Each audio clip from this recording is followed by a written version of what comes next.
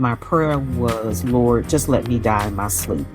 That was a prayer for someone that was younger than 8 years old. And I know I prayed that for years because my life was so awful. I had two siblings to perish in a house fire.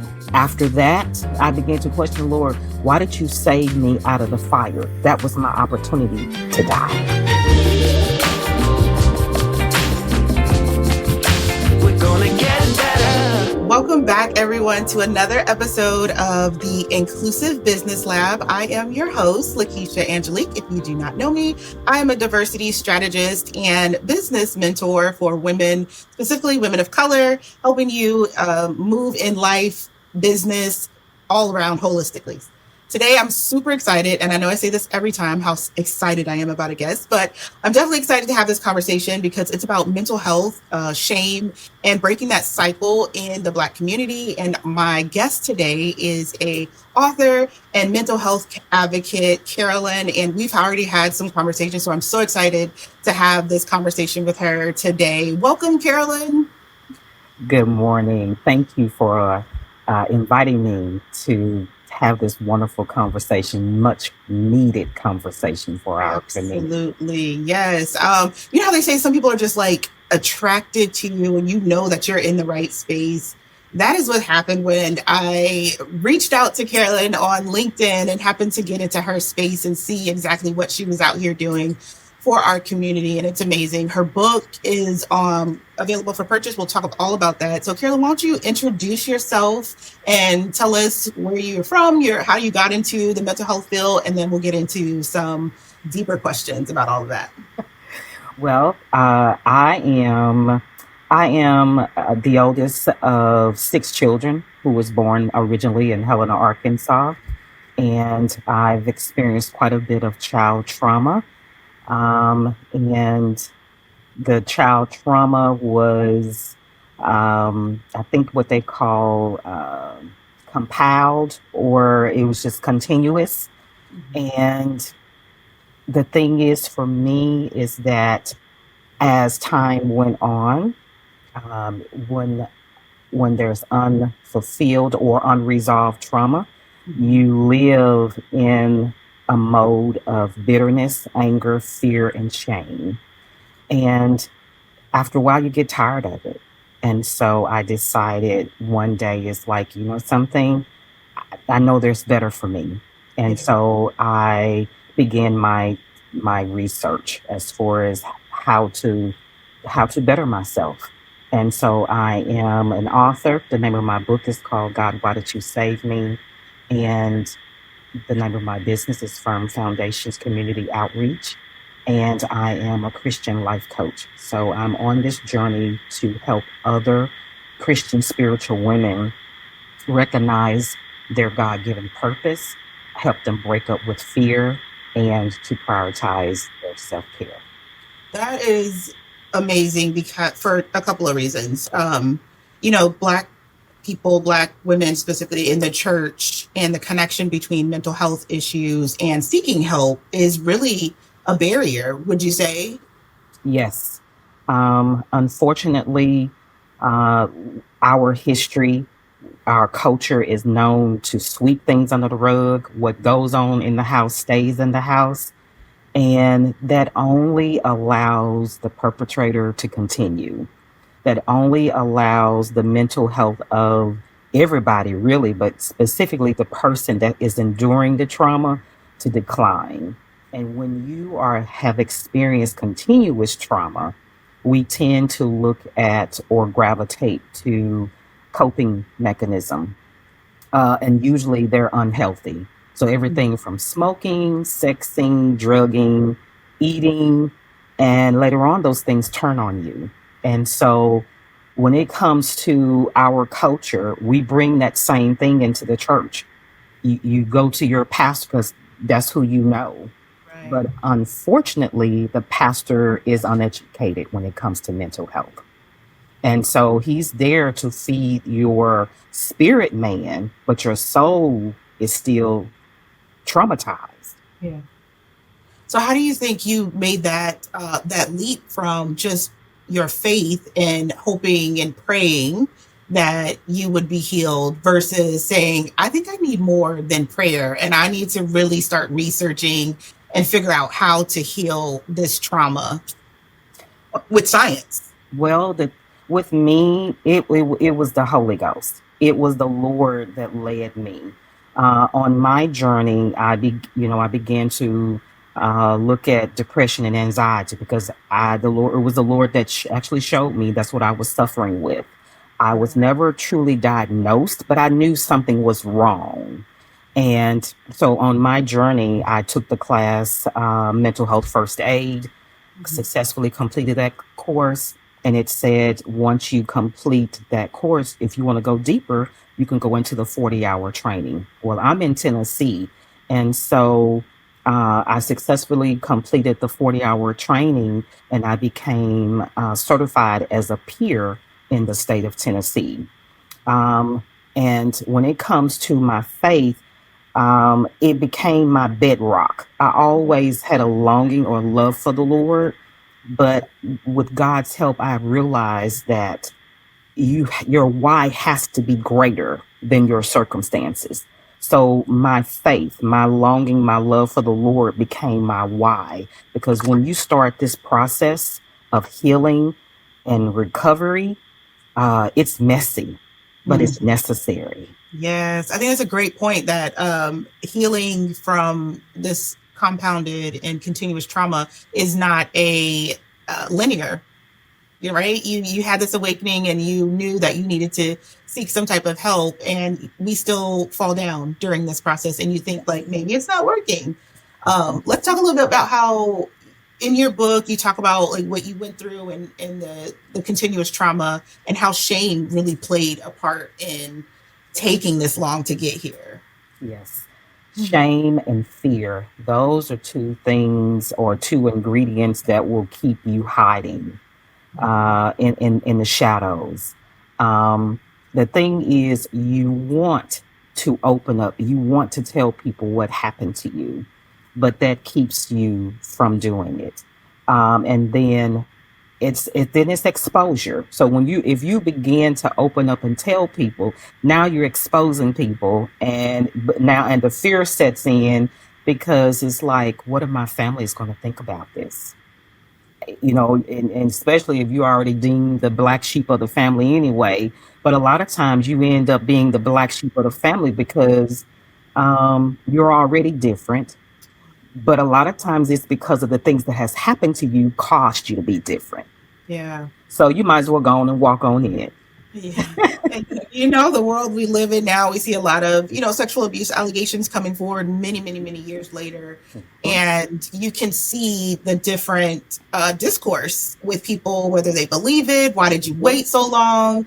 So I think some of our societal messaging leads us to wait and to say anything too, right? The message that we get is, anybody going to believe me? Yes. I'm already the black sheep of the family. I'm going to mess up their home, or will they go to jail? Like all of these things, which is a really huge burden for somebody, especially if you're young, when this happens to bear, right? The Yes. responsibility of having really somebody else's life in your hand. And I don't think people realize how much pressure that is to come forward and remove that shame. But having these type of conversations where we normalize having these conversations and normalize seeking help is what I think is going to help remove that stigma from getting help in any way that you feel is going to be best for you.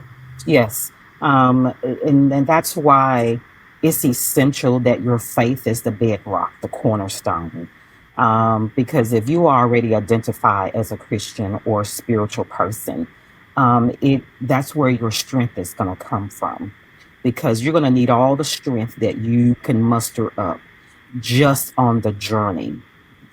Just the journey itself is grueling. I'm not, and I tell people I'm not here to make it look cute because it's not.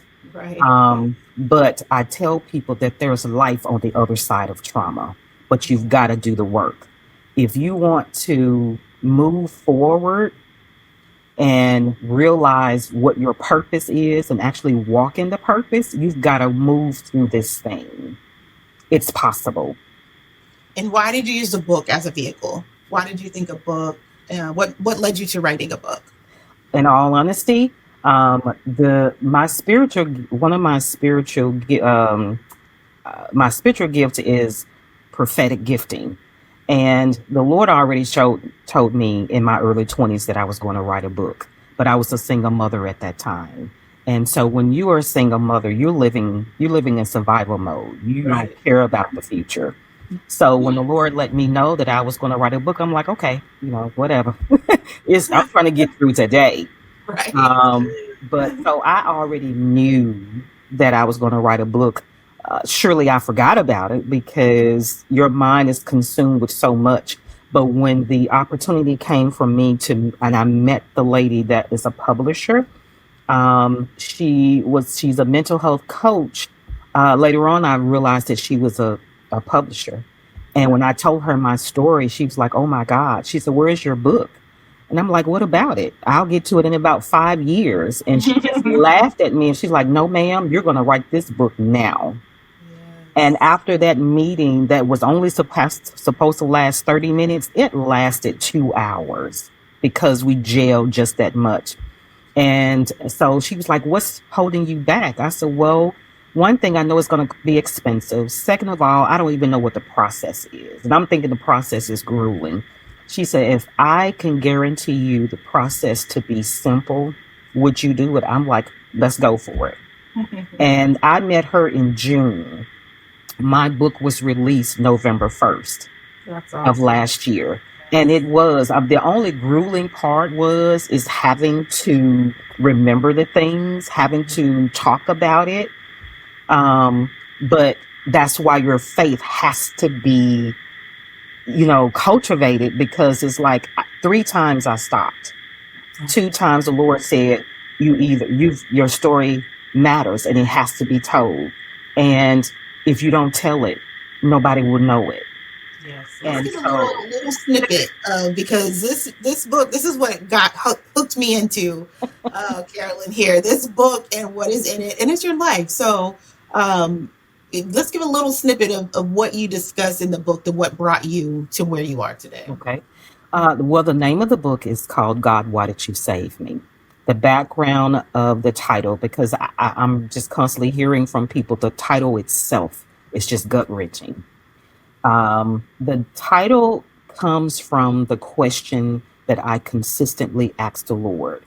Prior to 8 years old, my prayer was, Lord, just let me die in my sleep. That was a prayer for someone that was younger than 8 years old. And I know I prayed that for years because my life was so awful. And so I had 2 siblings to perish in a house fire when I was 8 years old. And after that, I began to question, Lord, why did you save me out of the fire? That was my opportunity to die. But I didn't know that I did that until enough people kept asking me, why did you name the book that? And I had to go and ask the Lord. I'm like, Lord, why did you tell me? But everybody assumed it was spiritual. Everybody assumed that it was, oh, you were saved for such a time as this. And the Lord said it has nothing to do with spirituality. It had everything to do with why did I save you out of the fire? And so the book is a snapshot of my life from childhood to adult. The oldest of 6 children, I had to take care of them. Later on, the Lord helped me to sense that my mom endured her own trauma, which is why our relationship was so rocky. I just thought my mom hated me because she had me when she was 16 years old. And so it was childhood trauma, the childhood trauma molestation, when I was like 4, 5, or 6. And that's where I learned to put on a mask. And that's where I learned to keep deep secrets. So that's what happened just really throughout the rest of my life.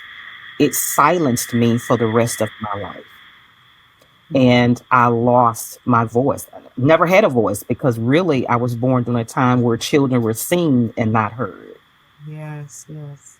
Such an amazing story, and a story that is a lot of people's story. And that's why I say having these conversations. I'm sure there's someone listening or watching that is shaking their head saying, that's exactly how I felt, or I've been through that. And to see you overcome, write a book about it, and be thriving, and then want to give back to the community, right? Give back to people who could be stuck in that place where they're not sure how to even move from depression, anxiety, PTSD, all of those things to reach out for help. So we're going to continue to have these conversations. Mental health matters will definitely be a continuous conversation that we have, and reaching out to people like Carolyn who have battled and overcome, and also that saying that this is not that linear, right? Because while you have all this awakening, you still have struggles, right? You still, and I think people have this ideal of perfection, like you're healed, it's over, right? You're still thinking. So, did your book have any impact on your family and friends like you feared? Something, let's see, the book was released November of last year. And in honesty, my mother's sister, I just knew it was going to not go well with her. But it was the opposite. My cousin, which was her daughter, purchased the book. And I think my aunt saw the book and told her to order my book. And my aunt called me and she was like, Carolyn, I didn't know you were going through this. Why didn't you tell me? It was no anger, nothing. Such a relief, right? It was. And I'm like, and I was looking at the phone, I'm like, am I being punked? What is going? So, I mean, and not to say that everybody's going to have that experience, Yeah. but that meant so much to me. And then again, the few people that have purchased the book, I pray that it gets in the hands of those to let them know that regardless of who accepts it or not, your mental health is your decision and your responsibility. Yes, absolutely. I want everybody to read your book, whether they're struggling with this or not, just for awareness, right? Like you said, your aunt was like, oh, I didn't know you were going through this. And I think people think depression looks a certain way or depression acts a certain way. And sometimes it doesn't. We put these masks on and push forward. And, you're a single mom. So you had to do everything you could to take care of your child. And, we take a back burner in our lives when we have things to get done. So I'm so happy that you have been able to even acknowledge all of that and have these conversations. We're both in Tennessee, which was another like, oh my God, I can't believe we've connected with each other. So tell me about the work that you're doing because you're in Memphis, right? I am. You're in Memphis. Tell me about the work you're doing locally in Memphis and or also on your platform, your website, how people can connect with you and what that looks like, what kind of outreach you do. How can they use you to get better? Well, I deem myself as a bridge, and my business is two-sided. There's the pure side of the business, which is outreach, and I define it as education and awareness. So it's just a continuation of the increase of mental health resources in the Black community, but more specifically, the church. There's too many people suffering in silence in the church because the conversation is not open. And then there are words that are being used that cause the person to withdraw. So when you hear other people in the church, and specifically the ministerial staff, all these people are crazy, or terms like that, you're not, that's not warming and inviting. Right. And so my goal with the pure side of the business is to continue the education and awareness of mental health resources. And I consistently and intentionally connect with Black mental health professionals, whether they're social workers, therapists, psychologists, just whatever we need. So I have a podcast on that side of the business, and it's called the Black Mental Health Forum. And I intentionally connect and interview Black mental health professionals. Now, I take the holistic approach when it comes to mental health because everything affects our mental health. I have learned that we all have mental health, but not all of us have mental wellness. There is a difference. So, my goal is to help us embrace our mental health so we can move towards mental wellness. I love that. Oh my God, I love that so much. And so the I have the podcast that interviews the Black mental health professionals, tell what they do, the purpose of it, and the benefits of it. And we're always talking about healthy coping mechanisms or strategies. The other thing is there's a support group that I want to restart, and it's called Transitioning from Trauma. Okay. And finally, there is a service that was born out of what I wish I had, and it's called the listening sessions. And if people don't realize that there's a difference between listening and hearing, listening is active. You're in the moment with the person that is talking. And I call it my superpower because I'm a peer, and that's one of the biggest thing is actually giving the person space to talk without interruptions and without judgment. So the listening sessions is a service that I also provide, and it's for those of us who are deemed the strong one and we have nobody to talk to. Is those of us who are again deemed the strong one. We may have one or two people we can talk to, but we don't fully tell everything. We may be speaking in code, but that space is for us to just talk. And I believe that there's a lot of us that are angry walking around because we don't have anybody to just let us talk, just listen to us without interruptions. So that's the pure side of the business. And then there's the coaching side of the business. And that's, I haven't done anything with that yet, but that part of the business is very important to me. Yes, absolutely. And for those of you who saw our village episode, we talk about the collective and really recreating this village concept that we've heard about, but that doesn't really exist. And inside of the collective is where we'll have peer mentors and experts, community experts like Carolyn. And they're doing coaching, which she says she's not doing yet, but she will be doing inside of the collective. I'm telling her now, as a coach, right, to get us healthy and moving from our mental health to mental wellness. All right, Carolyn, let's end with one tip. If somebody each give one tip today that they could start to move from managing mental health and just dealing with it, masking it, to getting on that journey to mental health wellness, what would it be? Outside of the fact that your voice matters, your story matters, your emotions matter, your purpose is greater than the pain. And I even have to still tell myself that now because the old Carolyn is still in there. That voice, that monster that tells you you're not qualified to speak on this. I have to tell myself that daily. So the struggle is real. Recovery is messy. And like you said earlier, there is no perfection, just being authentic. I just love having conversations with Carolyn. I'm gonna have her on speed dial. So tell everybody where they can follow you so they can have you on speed dial as well, and how they can purchase your book. The book, again, is God, Why Did You Save Me? And it's available on Amazon.